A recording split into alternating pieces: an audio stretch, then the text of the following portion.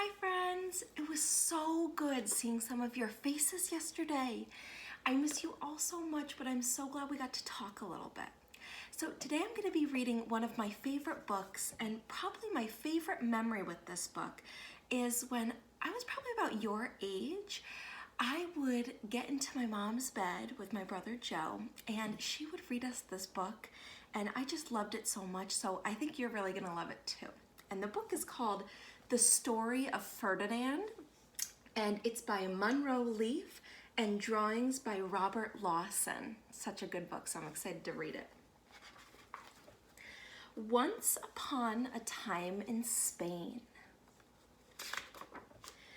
there was a little bull, and his name was Ferdinand. All the other little bulls he lived with would run and jump and butt their heads together. But not Ferdinand. He liked to just sit quietly and smell the flowers. He had a favorite spot out in the pasture under a cork tree. So there he goes, he's going under the tree.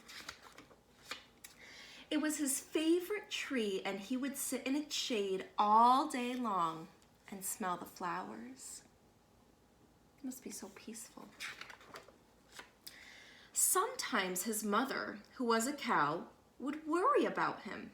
She was afraid he would be lonesome all by himself. "Why don't you run and play with the other little bulls and skip and butt your head?" she would say. But Ferdinand would shake his head. "I like it better here, where I can just sit quietly and smell the flowers." His mother saw that he was not lonesome, and because she was an understanding mother, even though she was just a cow, she let him just sit there and be happy. Oh, that's so nice. As the years went by, Ferdinand grew and grew until he was very big and very strong. All the other bulls who had grown up with him in the same pasture would fight each other all day. They would butt each other and stick each other with their horns. What they wanted most of all was to be picked to fight at the bullfights in Madrid. Madrid is in Spain. But not Ferdinand. He still liked to just sit quietly under the cork tree and smell the flowers. One day, 5 men came in very funny hats to pick the biggest, fastest, roughest bull to fight in the bullfights in Madrid. I wonder who they're gonna pick. All the other bulls ran around snorting and butting their heads, leaping and jumping, so the men would think that they were very, very strong and fierce and pick them. Ferdinand knew that they wouldn't pick him, and he didn't care. So he went out to his favorite cork tree to sit down. He didn't look where he was sitting, and instead of sitting on the nice cool grass in the shade, he sat on a bumblebee. Uh-oh. Well, if you were a bumblebee and a bull sat on you, what would you do? You would sting him, and that is just what this bee did to Ferdinand. You can see Ferdinand's face. He kind of looks a little startled. Probably hurt. Wow! Did it hurt? Ferdinand jumped up with a snort. He ran around puffing and snorting, butting and pawing the ground as if he were crazy.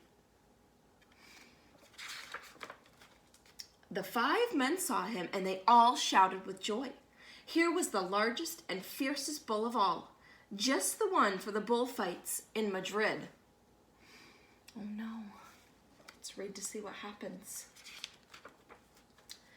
So they took him away for the bullfight in a cart. So There's Ferdinand. He's going all the way to Spain. What a day it was. Flags were flying. Bands were playing. And all the lovely ladies has flowers in their hair.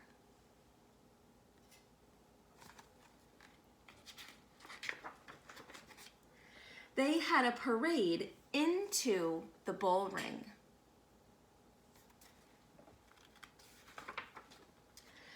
First came the banderilleros with long, sharp pins with ribbons on them to stick in the bull and make him mad.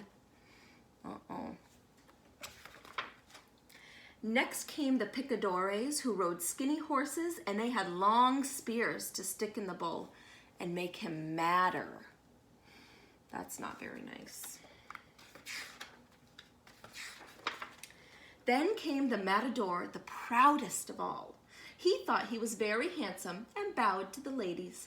He had a red cape and a sword and was supposed to stick the bull last of all. Then came the bull. And you know who was that, don't you? It was Ferdinand. As you can see, he's sticking his tiny head out. They called him Ferdinand the Fierce, and all the banderos were afraid of him, and the picadores were afraid of him, and the matador was scared stiff. That means he was so scared he couldn't even move. Ferdinand ran to the middle of the ring, and everyone shouted and clapped because they thought he was going to fight fiercely and butt and snort and kick his horns around. Let's see if that's what Ferdinand does. But not Ferdinand. When he got to the middle of the ring, he saw the flowers and all the lovely ladies' hair, and he just sat down quietly and smelled. You can see, look, he's just sitting. He wouldn't fight and be fierce no matter what they did. He just sat and smelled, and the banderos were mad, and the picadores were madder, and the matador was so mad he cried because he couldn't show off with his cape and sword. You can see they're all getting so angry, and Ferdinand's just sitting, smelling the flowers. So they had to take Ferdinand home. He goes back in the cart. And for all I know, he is sitting there still under his favorite cork tree, smelling the flowers just quietly. He is very happy. See, there he is, still smelling the flowers. The end. So I love this. I love this book of Ferdinand. I love Ferdinand the Bull. So I really hope you enjoyed that read aloud, and I'm excited to share another one with you next Thursday. I hope you guys have a great day, okay? Bye.